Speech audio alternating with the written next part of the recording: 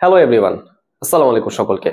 তো তোমাদের সবচেয়ে বেশি রিকোয়েস্টেড একটা প্রশ্ন নিয়ে, একটা জিজ্ঞাসা নিয়ে আমরা আজকে ডিসকাশন করার চেষ্টা করব। দেখো জিজ্ঞাসাটা আসলে কি, ভাই একটা চ্যাপ্টার আমরা পূর্ণাঙ্গভাবে কিভাবে শেষ করতে পারি? হ্যাঁ, রাইট।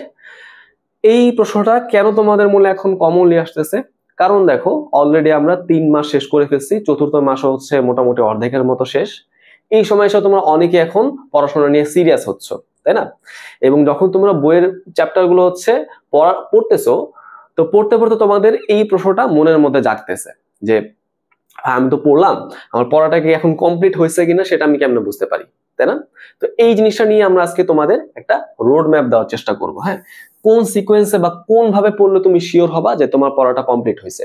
ওকে, তো চলো আমরা দেখি কি কোন কোন পয়েন্টগুলো আমাদের মাথায় রাখতে হবে।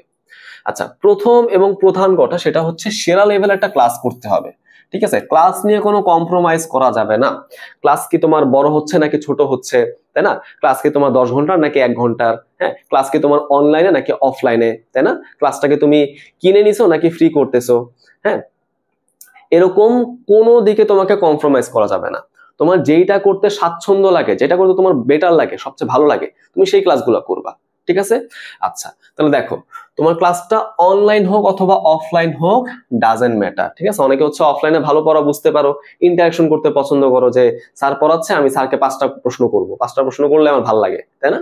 আবার অনেকে হচ্ছে একদম বলতে পারো যে কোয়াইটলি মানে শান্তভাবে পড়তে পছন্দ করো, নিজের মতো করে পড়তে পছন্দ করো, তাই না? অনেকের হচ্ছে রাতের বেলা পড়তে মন চায়, রাত 11টা বা 12টার দিকে পড়তে মন চায়, তখন তোমার হচ্ছে কোনো টিচার আসবে না তোমার বাসায়, তাই না?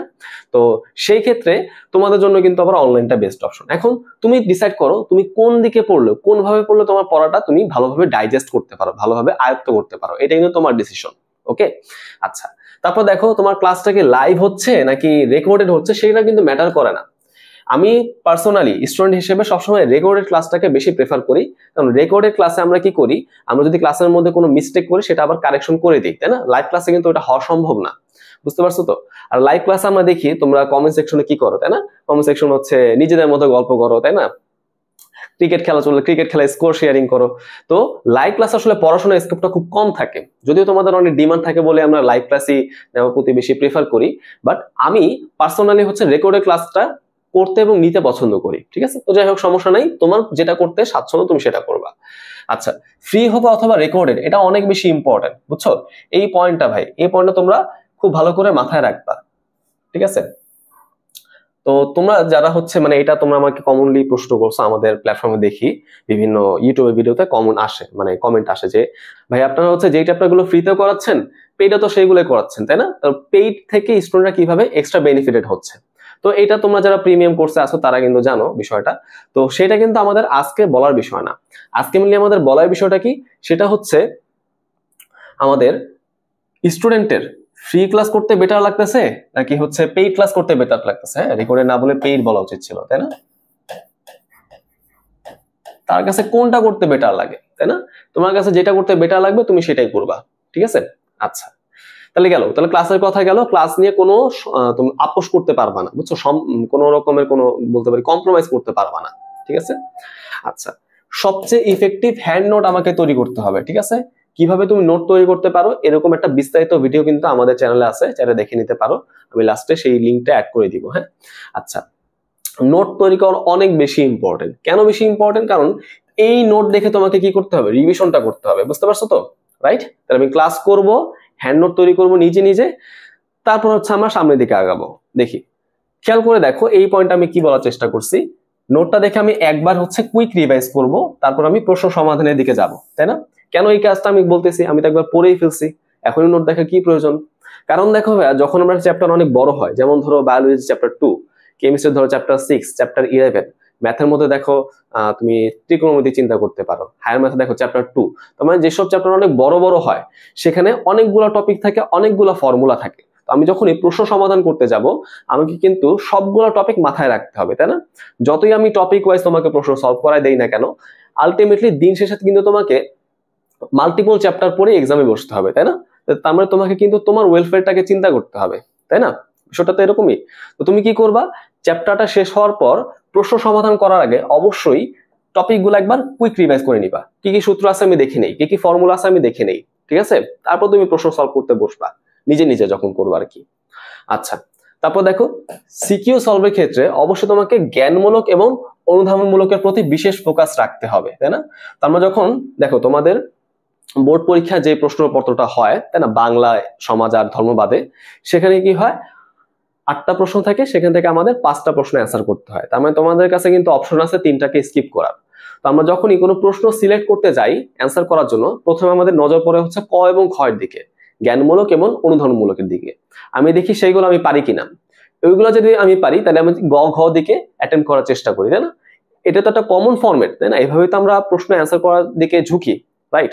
আচ্ছা, তাহলে চিন্তা করে দেখো, ধরো তুমি কি করলা, কেমিস্ট্রির মধ্যে চ্যাপ্টার 3 খুব ভালো করে পড়ছো, পরমাণুর গঠন অনেক ভালো করে পড়ছো, যা দিব আমি তুমি তাই পারবা, ঠিক আছে? তার মানে গ ঘ তুমি শিওর এখান থেকে যা আসবে কোপাই ফেলতে পারবা। বাট কত আমি কি দিলাম, কত আমি দিলাম লেসে আমি বললাম হচ্ছে চ্যালকোজেন কি। তুমি ধরো চ্যাপ্টার 4 ভালো মতো পড়ো নাই, দেখছো? তার মানে তুমি ক এবং খতে আটকায় যাচ্ছ, গ ঘর থেকে তুমি কিন্তু তাকানোর সুযোগই পাচ্ছ না, বুঝতে পারছো তো? তার মানে আমি যদি গ ঘতে ভালো করে 7-এ 7 আনতে চাই, তাহলে আমাকে ক খ জ্ঞানমূলক অনুধাবনমূলকে 3-এ 3 দিকে বেশি গুরুত্ব অবশ্যই দিতে হবে, ঠিক আছে?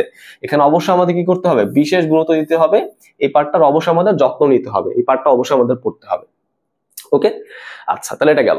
পরে দেখো প্রয়োগমূলক এবং উচ্চতর দক্ষতামূলক, মানে গ ঘ, এই প্রশ্নগুলো অবশ্যই নিজে নিজে আমাদের সমাধান করতে হবে, ঠিক আছে?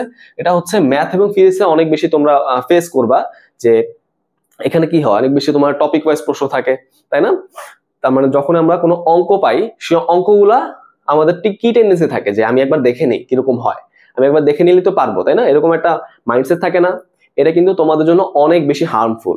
তুমি কি চিন্তা করবা, প্রশ্ন যাই হোক না কেন, সহজ বা কঠিন, থিওরিটিক্যাল বা ম্যাথমেটিক্যাল, যাই হোক না কেন, তুমি অবশ্যই প্রশ্নটা একবার নিজে নিজে অ্যান্সার করার অ্যাটেম্প্ট নিবা, নিজে নিজে অ্যান্সার করার চেষ্টা করবা, যে দেখি আমি কতটুকু পারি। একটু মাথায় ভাববা যে এই প্রশ্নের ব্যাখ্যাটা কিরকম হইতে পারে।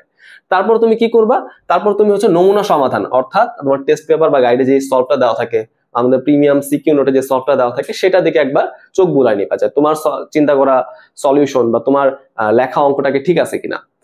মোট কথা হচ্ছে ভাই, অবশ্যই তোমাকে নিজে নিজে প্র্যাকটিস করতে হবে। তুমি যদি আগে চিন্তা করো আরে এই অঙ্কটা তুমি পারবো, আমি একবার দেখে নিই কিভাবে করতে হয়, তাহলেই হচ্ছে, এইভাবে করলে কিন্তু অবশ্যই তোমার ক্ষতি হবে। তুমি পরীক্ষার হলে অঙ্ক করে আর মিলাইতে পারবা না, একদম শিওর, একদম 100% তুমি শিওর থাকো, এটা কিন্তু হবে। তার মানে তুমি কি করবা, ক খতে স্পেশাল গুরুত্ব দিবা, সংজ্ঞাগুলো ভালো মতো মাথায় রাখবা, মুখস্থ করে রাখবা, গ ঘর প্রশ্নগুলো নিজে নিজে প্র্যাকটিস করবা, অঙ্ক হলে খাতায় লিখে করো, আর কোনো ব্যাখ্যামূলক প্রশ্ন হলে মাথায় একটু চিন্তা করো যে কোন কোন পয়েন্টগুলো লিখলে ভালো হয়, তারপর তুমি নমুনা সমাধানের দিকে তাকাও।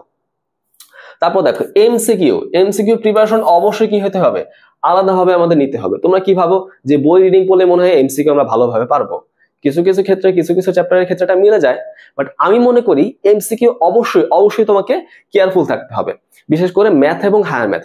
তুমি যখন দেখবা এই যে সামনে তোমাদের অনেকের কিন্তু প্রি টেস্ট পরীক্ষা বা অর্ধবার্ষিক পরীক্ষা, অনেক পরীক্ষা আসবে, তাই না? ক্লাস 9 এবং 10 দুই ব্যাচের জন্যই কথাটা প্রযোজ্য।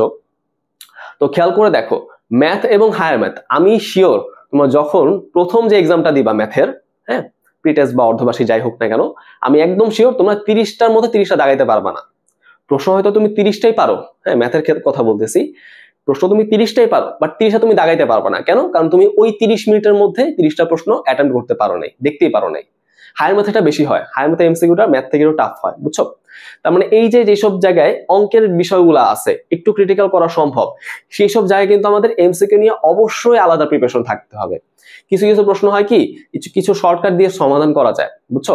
এই শর্টকাটগুলো তোমাকে এমসিকিউর জন্য অবশ্যই মাথায় রাখতে হবে, অবশ্যই আয়ত্ত করে রাখতে হবে, অবশ্যই এগুলো নিয়ে অবশ্যই কেয়ারফুল থাকতে হবে।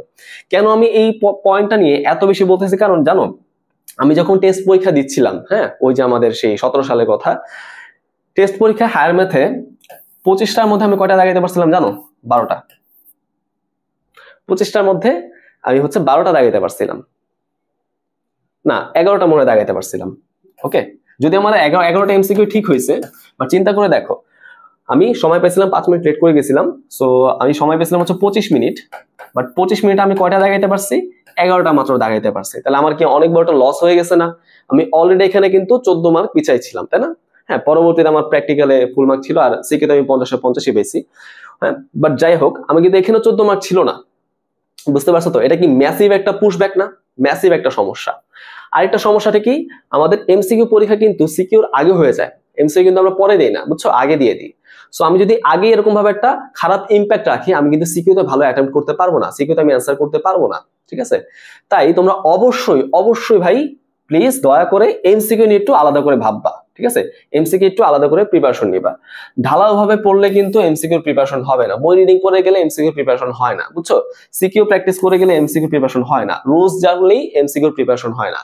এমসিকিউ ডিপেন্ড করে দুইটা জিনিসের উপর, একটা হচ্ছে প্র্যাকটিস, তুমি কত বেশি প্রশ্ন দেখছো, কত বেশি নিজে যে সমাধান করছো, বাসায় বসে কতগুলো বৃত্ত তুমি ভরাট করছো সেইটা, আরেকটা হচ্ছে শর্টকাট, কিছু কিছু ক্ষেত্রে সেটা অ্যাপ্লিকেবল হয়।